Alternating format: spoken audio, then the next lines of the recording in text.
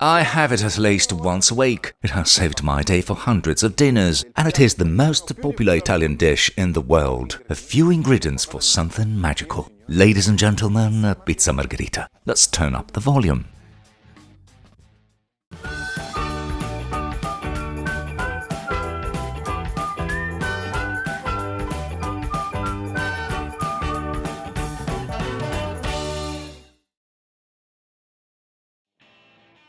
First of all, we must prepare the dough. I followed like a hound to the advice of Giovanni, a designation of origin certified Neapolitan. Just look up pizza dough on www.GialloZafferano.it. You will see how our friend Giua kneads it. Beautiful Giua, bello guaglione. Here is my pizza dough after 2 hours of fermentation. It has doubled. Find the full recipe on GialloZafferano's website. See Giovanni using his hands. I used a planetary mixer. We don't waste time here. On the counter. Now split the dough, and with a little bit of flour we round it and let it rest for another half hour.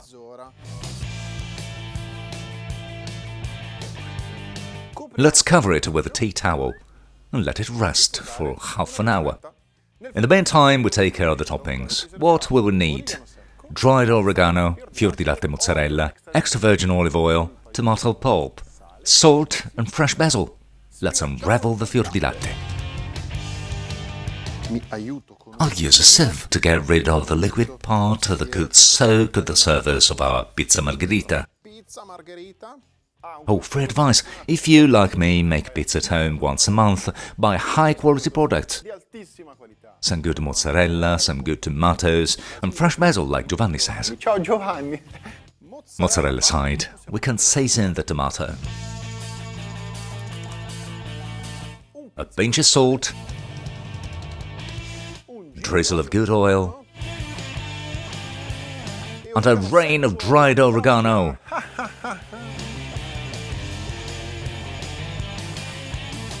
A nice stir. Una bella mescolata. The tomato pulp is seasoned. We can roll out our pizza. A good sprinkle of flour. Let's uncover our dough and let's roll it out. Look how many bubbles. Look how many bubbles. Do you see the bubbles? See how well it has risen.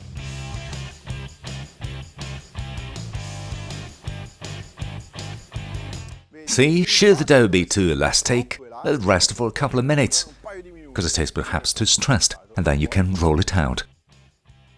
Then a little trick that I learned from my friend the pizza maker, fists like this, like fitboxing. The dough on top, and the gravity will help us roll the dough.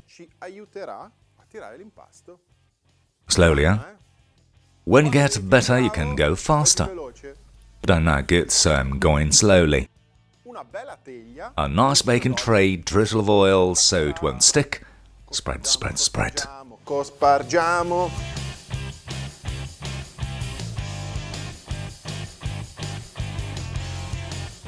Our tomato pulp. Spread, spread. We can bake at 250 degrees static, very hot, for 6-7 minutes. I'll add the fiordilatte afterwards, as I don't want it to cook too much.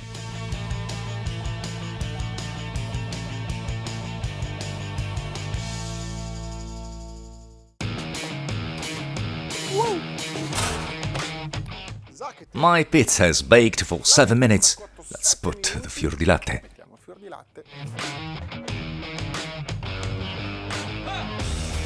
And now, what are we going to do, Manuel?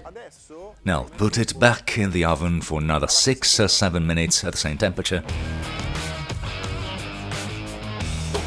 This was the baking method, but I want to tell you another one.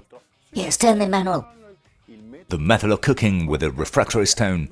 Roll the clip. I floured my pizza shovel well. I have laid our nice dough on it. I seasoned it with the tomato pulp. Well, let's put some more. Fiordilatte mozzarella and a nice drizzle of oil. The stone was already in the oven to heat up for a good half hour. Grill mode 250 degrees. I put it in the oven, and after 3-4 minutes, look at the result. In the meantime, my pizza's ready, and I can go and take it out of the oven.